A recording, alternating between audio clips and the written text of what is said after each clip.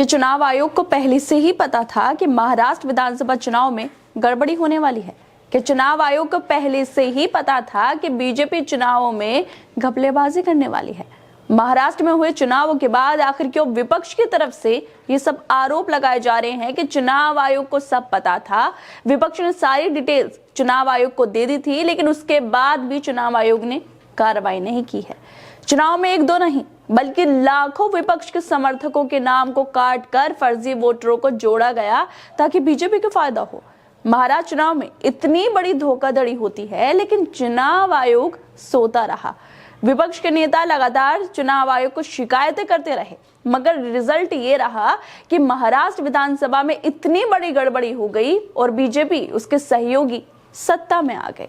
दरअसल महाराष्ट्र में महायुति की सरकार बनते ही ईवीएम से लेकर चुनाव में हुई धोखाधड़ी और कैसे वोट प्रतिशत बढ़ाया गया, इसको लेकर चुनाव आयोग पर लगातार सवाल उठाए जा रहे हैं, मगर चुनाव आयोग एक भी सवाल का जवाब देने को तैयार नहीं है। मगर अब फिर एक बार कांग्रेस के नेता ने चुनाव आयोग और बीजेपी पर ऐसे गंभीर आरोप लगाए हैं जिन्हें सुनने के बाद कोई गुंजाइश नहीं बचती है ये सोचने की कि महाराष्ट्र चुनाव में कोई गड़बड़ी नहीं हुई होगी।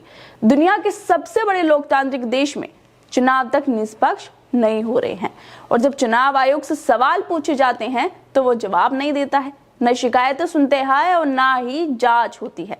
लेकिन अब कांग्रेस नेता ने चुनाव आयोग को भेजी शिकायतों पर जांच ना होने की वजह से कितनी महाराष्ट्र में धोखाधड़ी हो गई, उसको लेकर लंबा चौड़ा पोस्ट किया है, जो दिखाता है कि अगर चुनाव आयोग संज्ञान ले लेता तो महाराष्ट्र की तस्वीर कुछ और होती। असल में कांग्रेस नेता गुरदीप सिंह सप्पल ने चुनाव आयोग पर निशाना साधते हुए फैक्ट और उसके क्या इम्पैक्ट हुए हैं उसको लेकर ट्वीट किया है। गुरदीप सिंह सप्पल ने ट्वीट करते हुए कहा है कि महाराष्ट्र चुनाव पहेली। फैक्ट ये है कि 19 अक्टूबर 2024 को एमवीए गठबंधन दलों ने भारतीय चुनाव आयोग को लिखा था कि भाजपा बड़े पैमाने पर मतदाता सूची में धोखाधड़ी करने वाली है, जिसमें हर एक निर्वाचन क्षेत्र में एमवीए समर्थकों के 10,000 वोटों को हटाया जाना शामिल है। ये भी बताया गया था कि बीजेपी अपने काटे जा रहे 10,000 नामों को छुपाने के लिए 10,000 फर्जी वोटरों को जोड़ रही है। देश में हुए लोकसभा चुनाव के बाद राज्य में मतदाता सूची से हटाए गए एमवीए समर्थकों के नामों की कुल संख्या लगभग 30 लाख हो सकती है। दोस्तों, ये बेहद गंभीर आरोप हैं जो कांग्रेस के नेता लगा रहे हैं। ये बहुत बड़ा आंकड़ा है कि 30 लाख के करीब एमवीए समर्थकों के नाम मतदाता सूची से हटाए गए हैं। 30 लाख के करीब एमवीए समर्थक, ये बेहद चौंकाने वाला है। जब चुनाव आयोग को पहले ही कांग्रेस ने इस बात की शिकायत की थी तो चुनाव आयोग कर क्या रहा था, क्यों कार्रवाई नहीं की गई? गुरदीप सिंह सप्पल अपने पोस्ट में आगे लिखते हैं कि इस सब का प्रभाव ये हुआ कि लोकसभा से पहले विधानसभा चुनाव तक एमवीए के 3 प्रमुख पार्टियों के वोट 32.8 लाख घट गए हैं। क्या ये संयोग है? मतलब जैसे ही एमवीए के 30 लाख समर्थकों के वोट काटे गए तो महाराष्ट्र विधानसभा में एमवीए के 3 प्रमुख पार्टियों के वोट 32.8 घट गए हैं। ये वाकई हैरानी की बात है। कांग्रेस नेता आगे लिखते हैं कि लोकसभा चुनाव 2024 के बाद 5 महीनों में महाराष्ट्र में कुल मतदाताओं की संख्या 47 लाख बढ़ी है, जबकि 2019 के लोकसभा चुनाव से लेकर 2024 के लोकसभा चुनाव तक 5 साल में महाराष्ट्र में सिर्फ 37 लाख वोटर बढ़े हैं। तो 5 महीनों में महाराष्ट्र में 10 लाख वोटर कहां से आए हैं?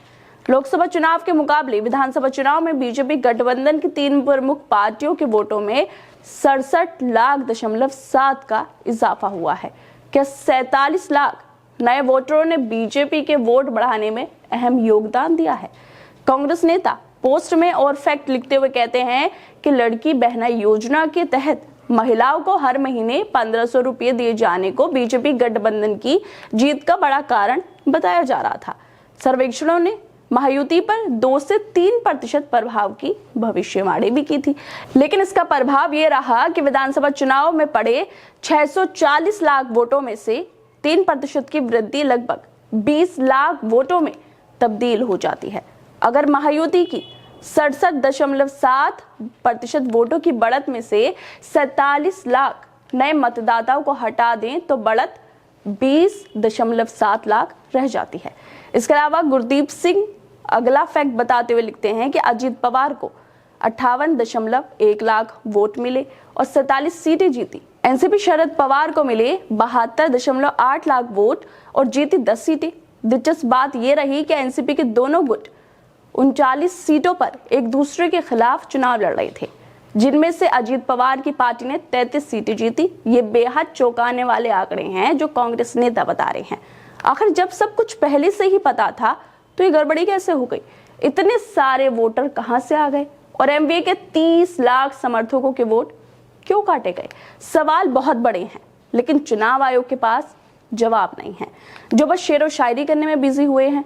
कांग्रेस नेता के इतने बड़े खुलासे के बाद सोशल मीडिया पर पत्रकार और पॉलिटिकल एक्टिविस्ट नेता अपनी राय दे रहे हैं।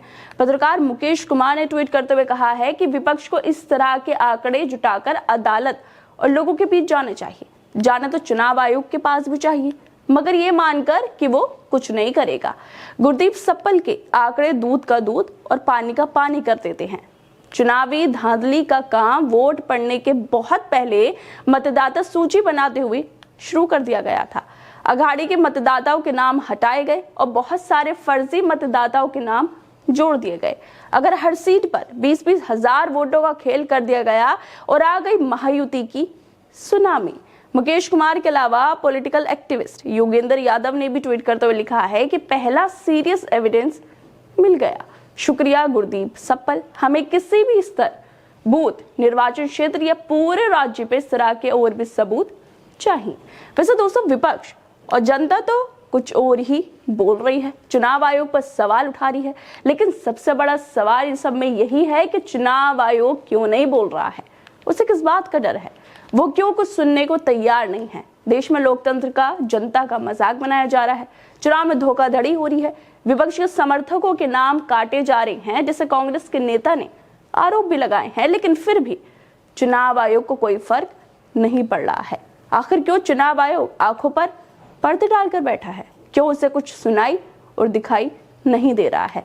आखिर देश में क्या हो रहा है? लेकिन कार्रवाई के नाम पर सब कुछ डब्बा गुल है। खैर दोस्तों, आप लोगों को क्या लगता है इस वीडियो को लेकर? हमें अपनी राय जरूर दें और बाकी तमाम खबरों को देखने के लिए जुड़े रहिए हमारे साथ।